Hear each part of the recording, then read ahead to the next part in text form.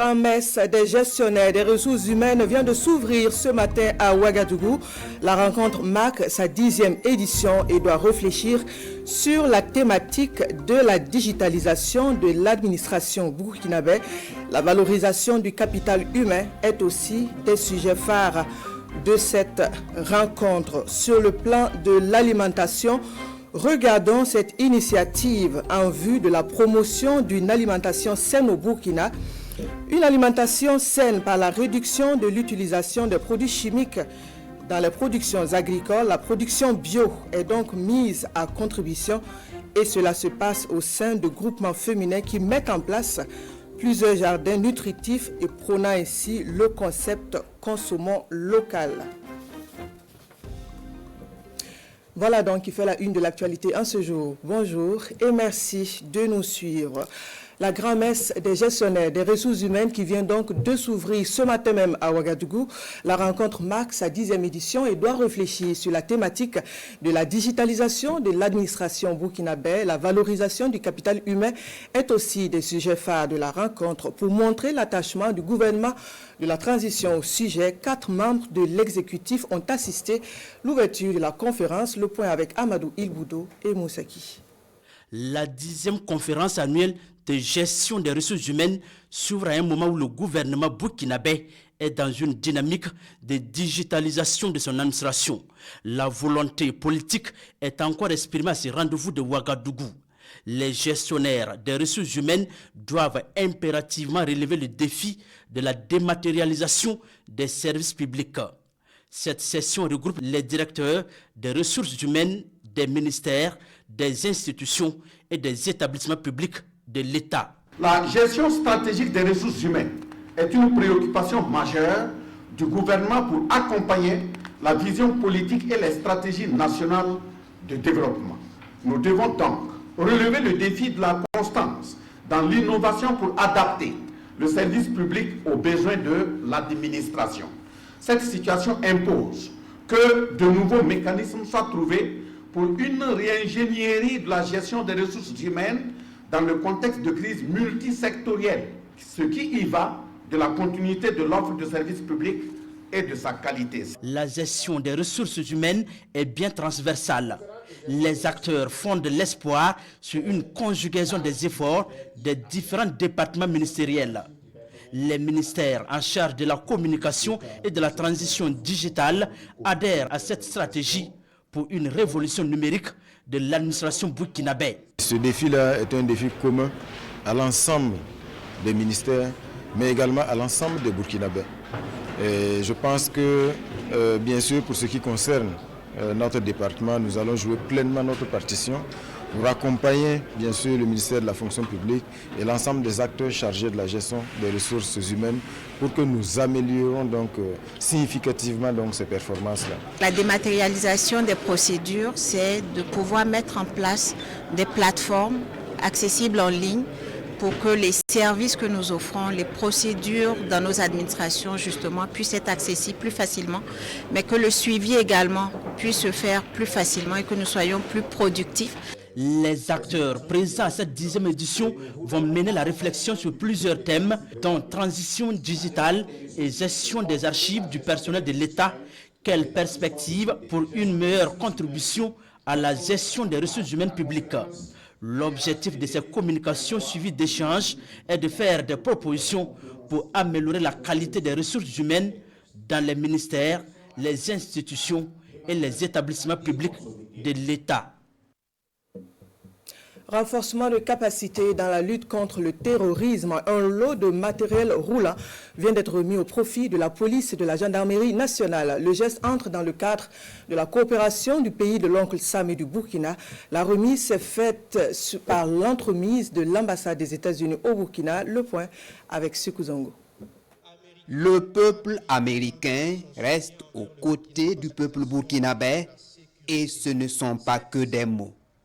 Des moyens roulants composés de 35 véhicules et 60 motocyclettes tout-terrain sont ici remis au ministère de l'administration territoriale, de la décentralisation et de la sécurité aux fins de lutte contre le terrorisme.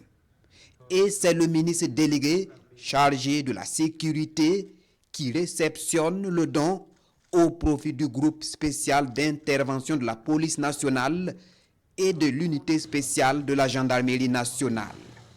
Plus qu'un don, ce geste du peuple américain témoigne de l'excellence des relations entre le Burkina Faso et les États-Unis d'Amérique. Pendant que d'autres partenaires nous ont lâchés, pendant que d'autres partenaires travaillent à contre-courant, vous êtes présents ici pour accompagner les autorités burkinabè à atteindre leur objectif ultime, qui est la lutte contre le terrorisme et la restauration de l'intégrité du territoire. Ce don est d'une importance capitale et vient s'ajouter à d'autres appuis dont mon département a bénéficié de la part du gouvernement américain et qui ont déjà un impact positif dans l'exécution de nos missions.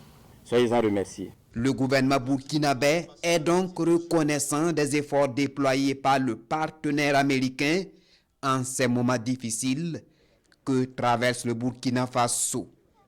Un engagement qui sera plus accru à en croire la représentation diplomatique du pays de l'oncle Sam au pays des hommes intègres. Comme l'affirme le président Thomas Sankara, l'aide qui ne nous aide pas à nous départir de l'aide n'est pas une aide. Les États-Unis respectent la souveraineté du Burkina Faso et son droit légitime de tracer sa propre voie. Nous saluons également la vision du Burkina Faso de prendre en main sa destinée. En plus de ces dons, nous allons soutenir la lutte du Burkina Faso contre le terrorisme à travers des formations, la fourniture d'armes, des équipements de protection et de matériel médical en 2024. Nous planifions également de travailler étroitement avec la police et la gendarmerie pour renforcement des capacités de déminage. Et pas seulement. L'ambassade des États-Unis au Burkina Faso annonce une planification des besoins de son partenaire burkinabè pour le compte de l'année 2025. Le coût global de l'ensemble de ces moyens roulants est estimé à plus de 1 milliard de francs CFA. Accès à l'Internet, la ville de Waiguya, dans la région du Nord, vient d'inaugurer l'installation du haut débit pour la localité. La nouvelle offre vient ainsi accroître les opportunités liées à la disponibilité de l'Internet pour les populations de la région. Le lancement de l'opération a connu de ce fait la participation des forces vives de la localité venues marquer leur soutien à telle initiative à l'impact certain pour le développement. Joseph Bambara, Constantin Ouedraogo. La qualité de la connexion de Move Africa Burkina va connaître une fluidité plus accrue les prochains jours à Waiguya. Une amélioration rendue possible grâce à la fibre optique, une fibre optique gage de révolution technologique pour les clients. La DSL avait cette limitation que lorsque le câble en cuivre est long, le signal s'affaiblit. Ça, c'est une question technologique à cause de l'impédance de la ligne. Mais la fibre n'a pas cette contrainte. Elle permet d'aller très loin, ce qui fait que, quelle que soit la distance à laquelle est le client, on peut le desservir sans aucun problème parce que le signal ne s'affaiblit pas. Et bien sûr, la fibre permet d'offrir des débits beaucoup plus conséquents. Pour la DSL, le débit maximum, c'est 32 mégabits par seconde, tenez-vous bien. Et aujourd'hui, le débit entré sur la fibre, c'est 50 mégabits par seconde. Et on va jusqu'à 400 mégabits par seconde. Et à des tarifs beaucoup plus bas que ce qu'on avait sur la DSL. Avec la fibre optique de Move Africa Burkina, les abonnés de Waiguya et de la région du Nord vont bénéficier d'une connexion de haut débit, des offres adaptées aux besoins des différentes couches de la société, des opérateurs économiques aux ménages.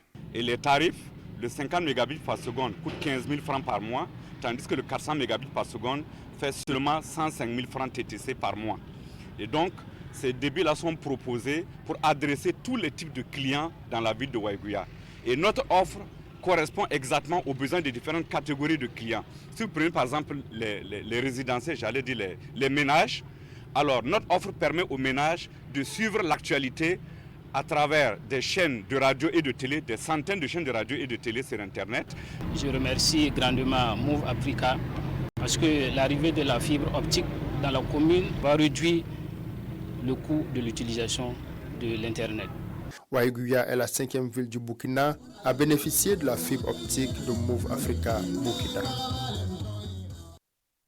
Le réseau des jeunes patriotes pour la souveraineté africaine organise une conférence publique au profit de la jeunesse du Burkina. L'objectif de la communication est de permettre aux panélistes de partager leurs connaissances sur la géopolitique et l'histoire du Burkina. C'est également un cadre d'enseignement qui vise à permettre aux participants de s'impliquer davantage pour le développement du Burkina. Urbain Benito Sommet, Benouende Frédéric Nikema.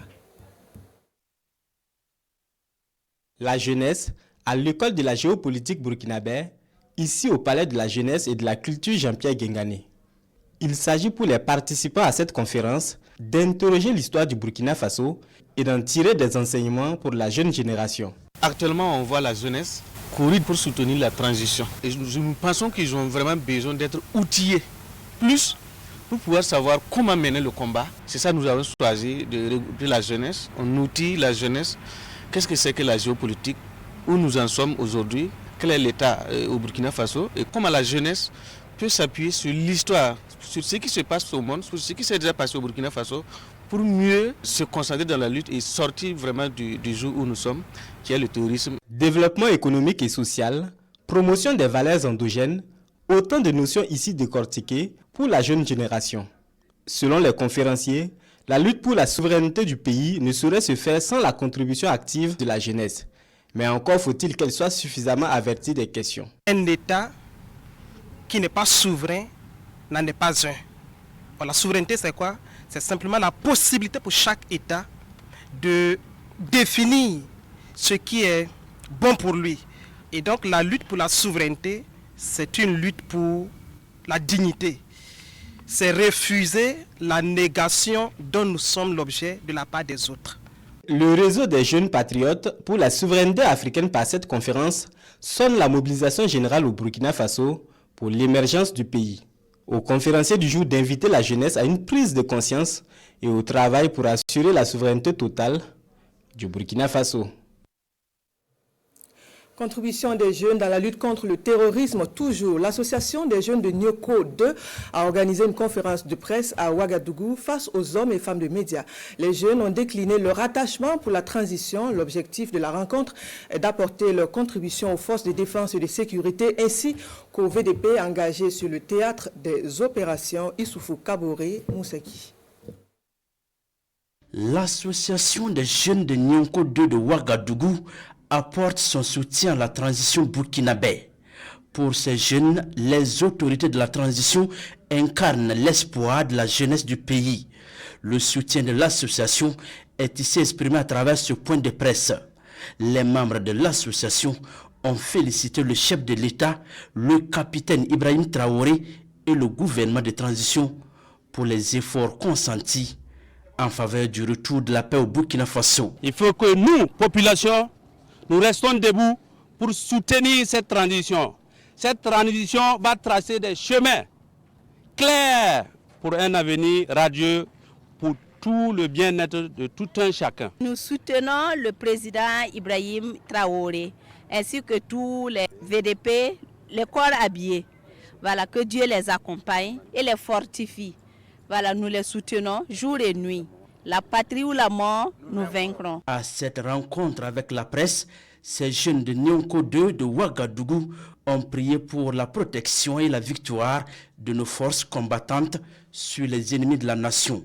Ils ont également invité tout le peuple burkinabé à faire bloc derrière le capitaine Ibrahim Traoré dans sa mission axée sur la reconquête de l'intégrité du territoire national. L'association des jeunes de Nyoko 2 mène aussi des activités entrant dans le cadre de la promotion de la paix et de la cohésion sociale au pays des hommes intègres. Et dans la production littéraire sur la lutte contre le terrorisme, l'on retient le thème de soutenance de mémoire du sous-officier de police du nom de Seyon. Le policier met en avant la nécessité de la collaboration des forces de sécurité et des populations, représentation sociale entre les populations civiles et les forces de sécurité intérieure de la région de l'Est, difficulté de coopération en contexte de terrorisme au Burkina. C'est le thème de la production littéraire. Le point avec Amadou Ilboudo et Moussaki.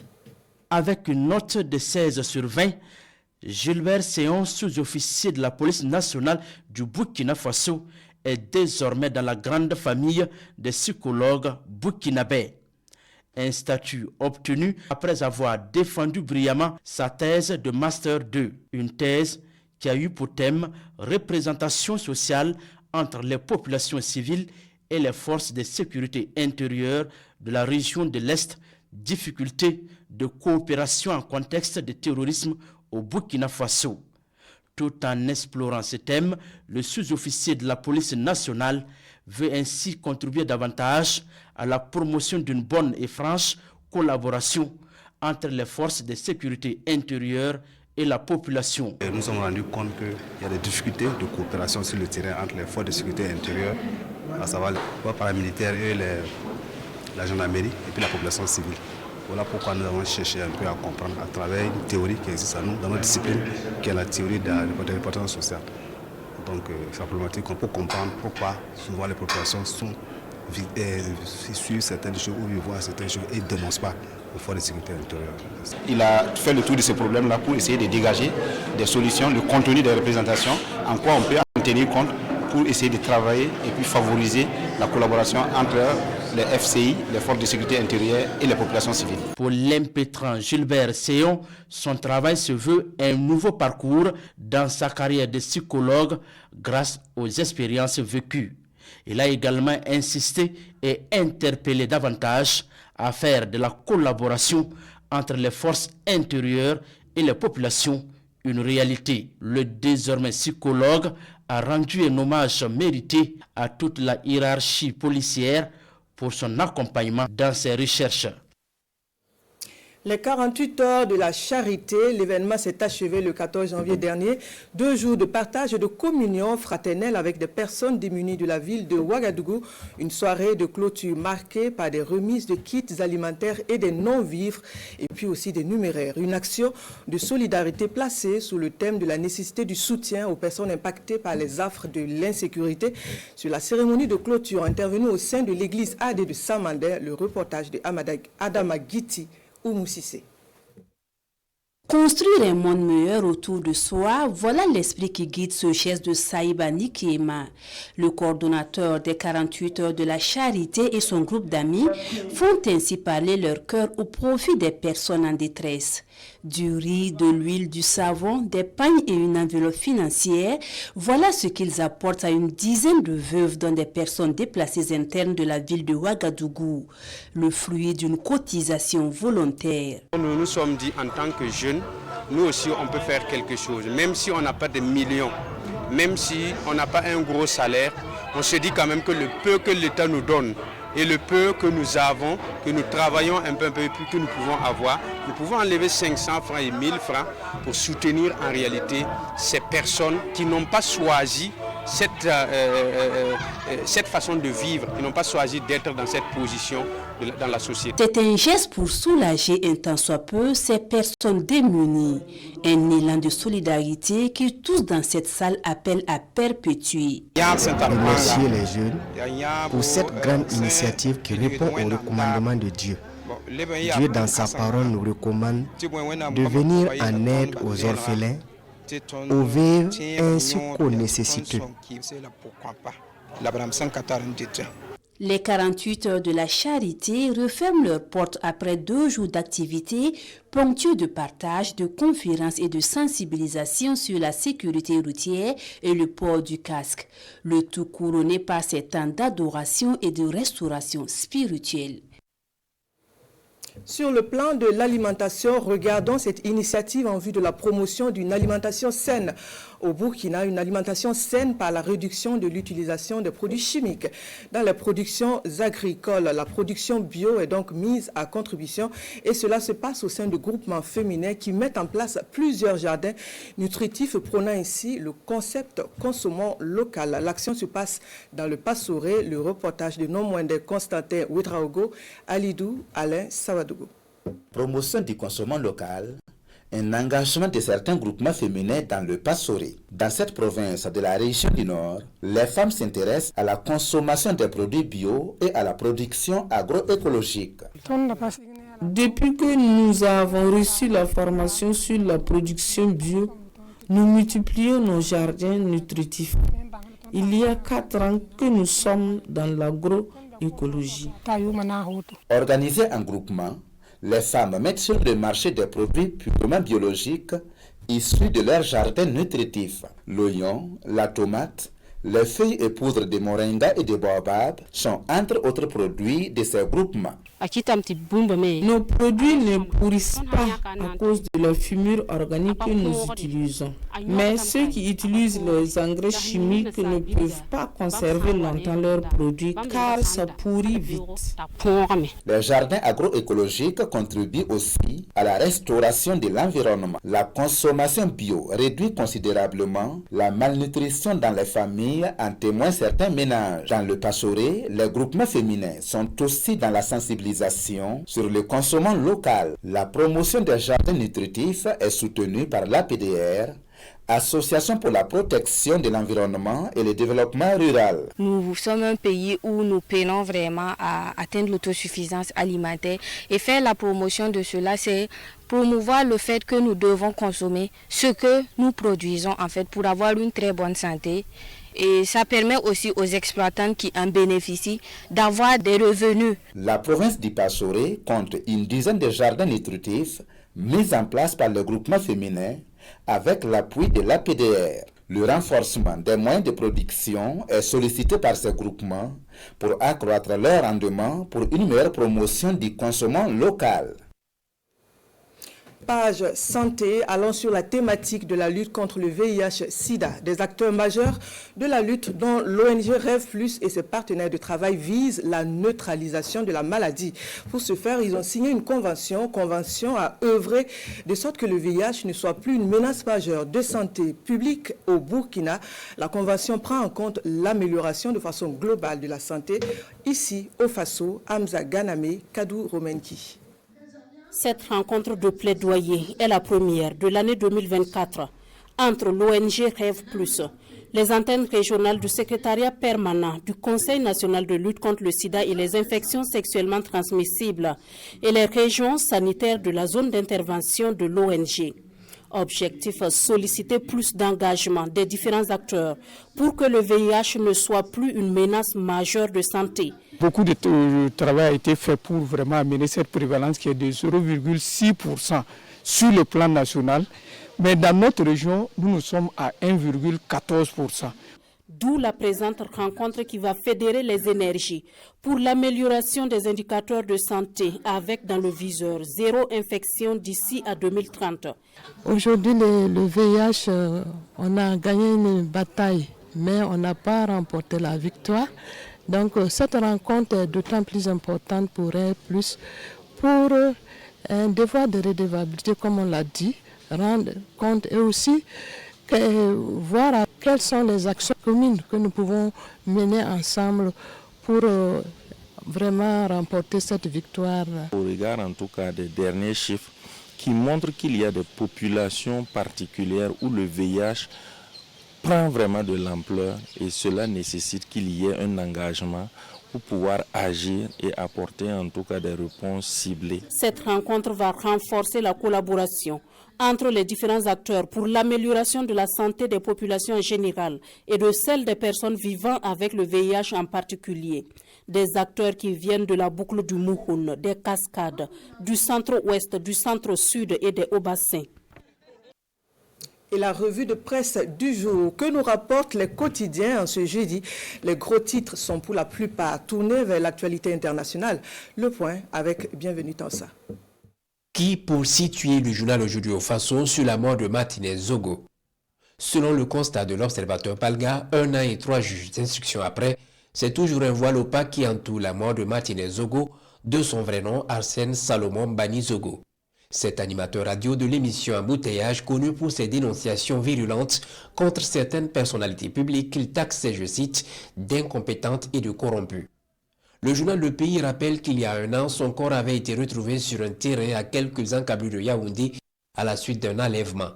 Cet assassinat indique aujourd'hui au Faso avait dès les premiers instants pris la tournure d'une affaire d'État au point d'amener le secrétaire général de la présidence à sortir un communiqué rassurant que toute la lumière sera faite.